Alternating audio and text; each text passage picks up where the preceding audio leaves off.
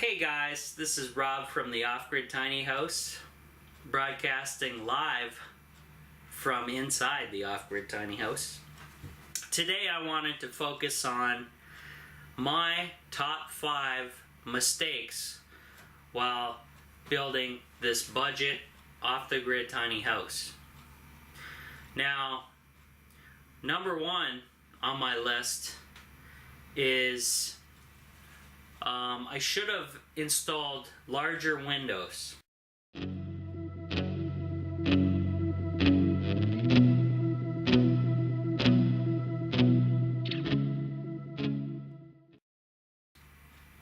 I didn't know it at the time, but I soon found out that I didn't have enough lighting, and so eventually down the road I did replace my kitchen window with a much larger one, as you can see here, and it's also a safety feature, so if I ever had to escape out the window, I could fit myself through the window.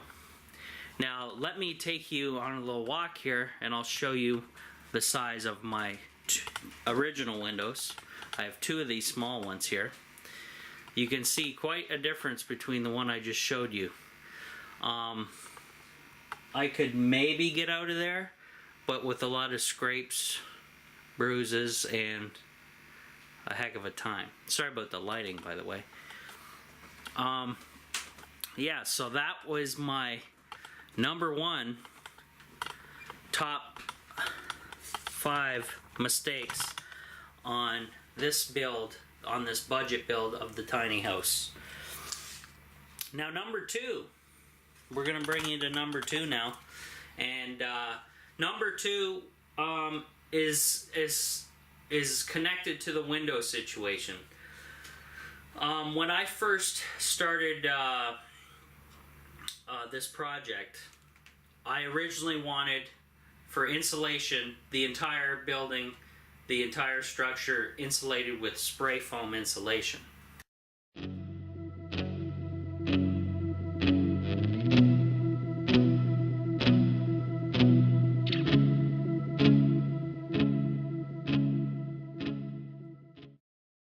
Now, as you can see, the roof is done, and that back wall and then the opposite back wall is also done. Now I wanted to do these walls as well. However, at the time I didn't have windows ready and installed before the spray foam guys could go to work. So I, things kind of, I messed up that way. And I ended up putting rigid, basically it's a rigid foam board material inside the tiny house. Now, I also wanted the spray foam done on the flooring as well, because it would help insulate even better than the rigid foam board that I have now. So that was a major mistake that I made on this build, and basically the reason for it was I didn't know where my windows were going to be positioned. I didn't have the windows ordered yet, and I didn't know where I was going to make holes to cut them in and all that stuff. So the spray foamers were here before I had the windows ready. They did the ceiling, they did the back walls, and that was done already. So that was a major boo-boo that I made, and now I'm paying for it.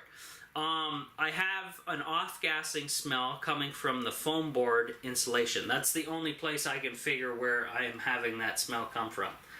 However, I've noticed it slowly dissipating over time, which it does, and with my survival radiant barrier system that I've stapled over top of everything, it seems to be, I don't know if it's holding the off-gassing back or what, but it's helped.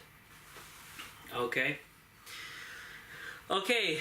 that radiant barrier, that brings me to my number 3 on my list of the top 5 mistakes I made on my tiny house budget build here. Radiant barrier foil. I did not put this stuff in. I did not know about it until my subscribers, or a few of my friends and subscribers on YouTube have told me about it. The stuff works excellent, and it is basically a bubble.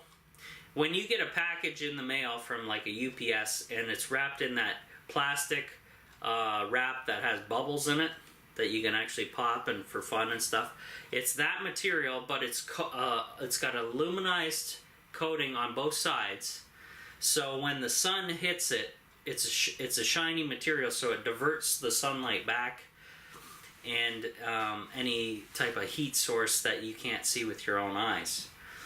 So what I did, as you can see behind me, I have survival blankets that I put up instead of that. And it is working. It is cheaper. But I would have liked to do this properly. Buy the actual radiant foil, it's called, radiant foil barrier. And what I would have liked to have done was if I did everything properly, guys, so the windows were installed properly, the right size I wanted, the spray foam was done throughout the tiny house, then what I would do is then staple the radiant barrier foil over top of the spray foam insulation and then put my wall panels up, and that would have been perfect. However, it didn't happen that way. So if you've been watching me for a while, you know that I've been slowly installing this stuff in behind all my panels. It's made quite a difference, and I still have yet to do the ceiling, which I will be doing. And once that's all done, you will no longer see this. I will have my ceiling up. That stuff goes up inside the ceiling, and you'll just basically see a plywood ceiling. And what it does is it reflects radiant energy from invading your house. So in the summertime, which it is now and it's very humid out, I have the sun blaring down on the tiny house, and when the radiant energy passes through my tiny house, it hits that radiant barrier that I installed and wants to leave immediately. Now inside the tiny house, the heat in the wintertime, when I generate heat in the wintertime in here, it will want to leave the tiny house and go outside to the cold. So basically it will hit the radiant barrier foil, come back down and kind of be bouncing around in here, keeping the heat in your house, keeping things comfortable. And with the cooling, once I get my air conditioner hooked up in here, I will be able to keep the conditions in here cooler longer, because my barrier is kind of protecting me from the sun in the summertime. Hopefully I explained that right. So that was my number 3. Now number 4, I wanted to use a different wall panel than this, but as I said, this is a budget build and I did what I had to do.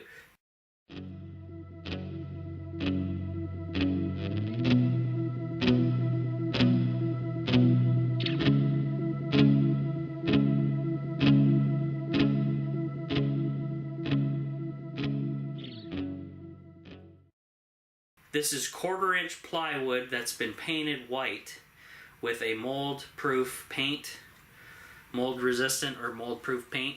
So the only problem with the way I did it is I have vertical seams, which you can see right here. I have seams running up sections of my wall vertically. There's easy ways to conceal that. But I'm not what would you say? It's not a show tiny house where it's not shown on TV. It is, it's not $100,000 build or anything like this. I did this on a budget, definitely on a budget. And I would like to have chosen maybe another material as paneling, but this is what I have, and it's okay. It's not a real big complaint on my list. Now, number 5, guys, on my top 5 tiny house mistakes is basically a biggie. I basically bought a used transport trailer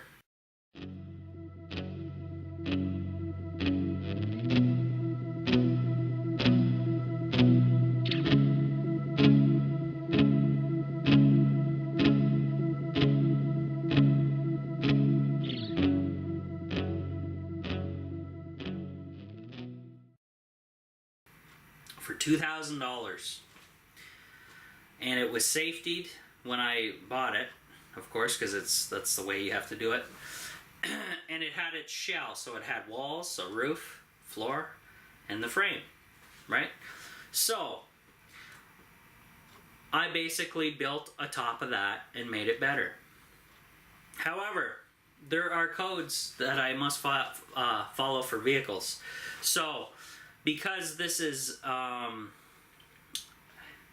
it's basically maxed out at its height, which is, you can't drive this thing around unless it falls within the regulated heights that the government makes for you for the road system.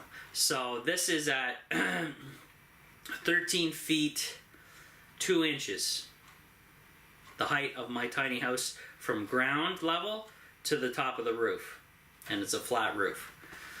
So I cannot add anything on the roof, though I have done it because I am full-time parked here, and I'm renting the property, and that's the way it is. I have solar panels up on the roof, 4 of them.